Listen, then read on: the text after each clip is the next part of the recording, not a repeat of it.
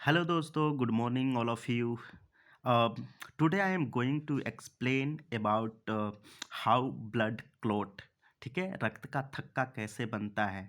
ठीक है दोस्तों, तो मैं यहाँ पे आपको ब्लड क्लोटिंग के टाइम जितने भी फैक्टर या जो भी फंक्शन काम होते हैं यहाँ पे, उसको मैंने बहुत अच्छे तरीके से एक्सप्लेन किया है।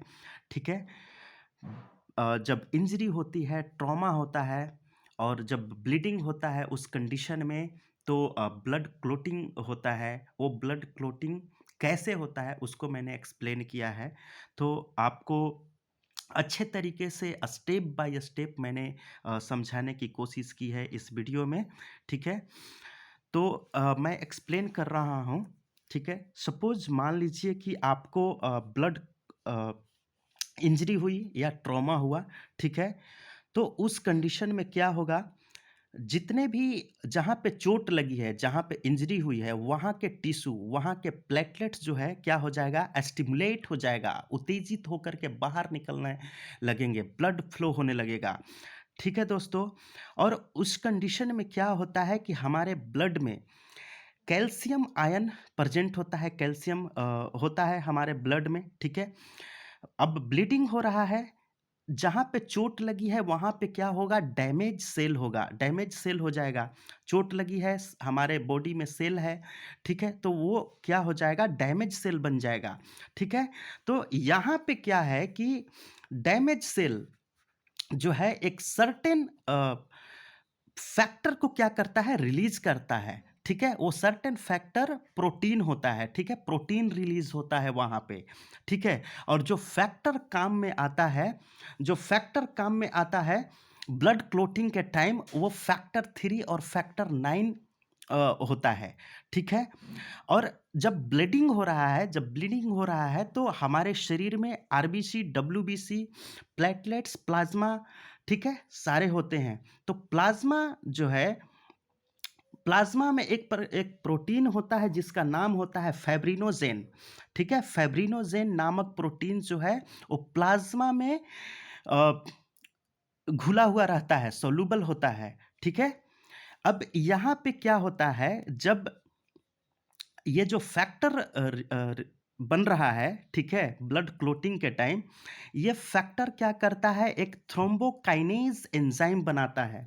ये थ्रोम्बोकाइनेज़ एंजाइम बनाता है, ठीक है? एक्टिवेट करता है इसको, ठीक है? ये थ्रोम्बोकाइनेज़ एंजाइम जो है, वो प्रोथ्रोम्बिन नामक प्रोटीन को क्या करता है, एक्टिवेट कर देता है, ठीक है दोस्तों? प्रोथ्रोम्बिन नामक प्रोटीन को क्या करता है, एक्टिवेट कर देता है। और ये प्रोथ्रोम्बिन नामक प्रोटीन जो है वो थ्रोम्बिन प्रोटीन में क्या करता है, कन्वर्ट हो जाता है, ठीक है दोस्तों? थ्रोम्बिन प्रोटीन में क्या होता है, कन्वर्ट हो जाता है। अब दोस्तों क्या है यहाँ पे, थ्रोम्बिन क्या करता है, हेपारिन नामक हेपारिन को क्या करता है, डीएक्टिवेट करता है, ठीक है? हेपारिन को डीएक्टिवेट करता है। दोस्तों आपको मैं बताना चाहता हूँ कि हमारे बॉडी में जो ब्लड वेसल होता है, जिसमें ब्लड फ्लो करता है हमारे बॉडी में, उस बॉडी में ब्लड को क्लॉट होने से बचाने के लिए हेपारिन जो है वो एंटीकोगुलेंट का काम करता है। एंटीकोगुलेंट होता है जो हमारे बॉडी में ब्लड को क्लॉट होने से बचाने का जो काम करता है, वो हेपारिन ही होता है दोस्तों, ठीक है? यही हेपारिन जो है वो हमारे बॉडी के अंदर जो ब्लड फ्लो होता है ब्लड वेसल में, उसको क्लॉट होने से बचाता है। अगर सपोज़ मान लीजिए कि ये हेपारिन अगर नहीं होता है तो हमारे शरीर के अंदर ब्लड क्लॉट हो जाएगा। अब ब्लड क्लॉट होने के बाद हमें हार्ट अटैक हो सकता है, ठीक है दोस्तों? तो ये जब तक हेपारिन को डीएक्टिवेट नहीं करेगा तब तक ब्लड क्लॉट नहीं होगा, ठीक है दोस्तों? तो ये थ्रोम्बिन प्रोटीन जो है हेपारिन को डीएक्टिवेट कर देता है, ठीक है दोस्तों? इसके बाद इसके बाद जो प्लाज़्मा में प्रेज़ेंट जो फाइब्रिनोजेन नामक प्रोटीन होता है दोस्तों, ये फाइब्रिनोजेन प्रोटीन जो होता है, ये थ्रोम्बिन एज़ ए कैटलिस्ट इस फाइब्रिनोजेन को एक्टिवेट करता है फाइब्रिन नामक प्रोटीन में, ठीक है दोस्तों? फाइब्रिन नामक प्रोटीन में क्या करता है? एक्टिवेट करता है और ये फाइब्रिनोजेन जो है, ये फाइब्रिन नामक प्रोटीन में क्या होता है? कन्वर्ट हो जाता है और फाइब्रिन जो होता है, वो इनसोल्यूबल इन वाटर होता है, पानी में अघुलनशील होता है, पानी में घुलनशील नहीं होता और ये रेशेदार नामक स्ट्रक्चर बनाता है दोस्तों। फाइब्रिन नामक प्रोटीन जो है, वो रेशेदार स्ट्रक्चर बनाता है, ठीक है दोस्तों? अब सपोज़ यहाँ पे क्या हो गया? फाइब्रिन नामक प्रोटीन बन गया और ये फाइब्रिन जो है रेशेदार स्ट्रक्चर बना रहा है, ठीक है दोस्तों? अब फाइब्रिन यहाँ पे बन गया, ठीक है? और जब ब्लड फ्लो हो रहा है, जहाँ पे चोट लगी हुई है, इंजरी हुई है, वहाँ पे ब्लड फ्लो हो रहा है, ठीक है दोस्तों? अब ब्लड में क्या है? आरबीसी, डब्ल्यूबीसी, प्लेटलेट सारे घुले हुए हैं, ठीक है? तो यहाँ पे रेशेदार स्ट्रक्चर जो बना हुआ है दोस्तों, ठीक है? यहाँ पे विटामिन के भी एज ए कैटलिस्ट काम करता है ब्लड क्लॉटिंग करवाने के लिए, ठीक है दोस्तों? तो सपोज़ मान लीजिए कि ये रेशेदार स्ट्रक्चर से होकर के जब ब्लड फ्लो करेगा, ठीक है? तो क्या हो जाएगा? ट्रैप हो जाएगा उस रेशेदार स्ट्रक्चर में। सपोज़ मान लीजिए मैं एक आपको एग्ज़ाम्पल दे रहा हूँ इसको अच्छे तरीके से समझाने के लिए।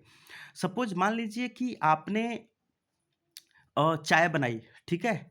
चाय में दूध डाले, पानी डाले, चाय पत्ती डाले, तेजपत्ता डाले, ठीक है? इसके बाद शुगर डाले, चाय बन गई। चाय जब आप छन्नी में डाल कर के छानते हैं चाय को, ठीक है?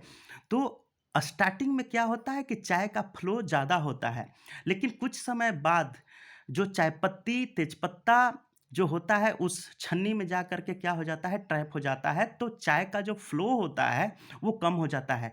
सेम फंक्शन यहाँ पे काम करता है, ठीक है? ये जो रेशेदार यहाँ पे फाइब्रिन जो रेशेदार नुमा स्ट्रक्चर बनाया है, उसमें क्या होते हैं? डब्ल्यूबीसी, आरबीसी, प्लेटलेट्स जो ब्लड फ्लो हो रहा था, वो आकर के ट्रैप हो जाते हैं और एक फाइनल स्टेज आता है, जहाँ पे पूरी तरह से ट्रैप होने के बाद ब्लड क्लॉटिंग हो जाता है वहाँ पे, ठीक है? ब्लड फ्लो होना बंद हो जाता है, ठीक है? और जब ब्लड क्लॉटिंग होता है, वो जो कलर होता है रेडिश ब्राउन कलर का होता है, ठीक है दोस्तों?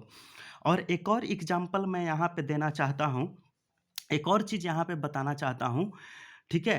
कि जब ब्लड लिया जाता है, हमारे शरीर से जो ब्लड लेते हैं, ब्लड जाँच करने के लिए, ठीक है? ब्लड टेस्ट करने के लिए, तो सबसे पहले उस ब्लड को क्या करते हैं? सीरम में कन्वर्ट करते हैं, ठीक है?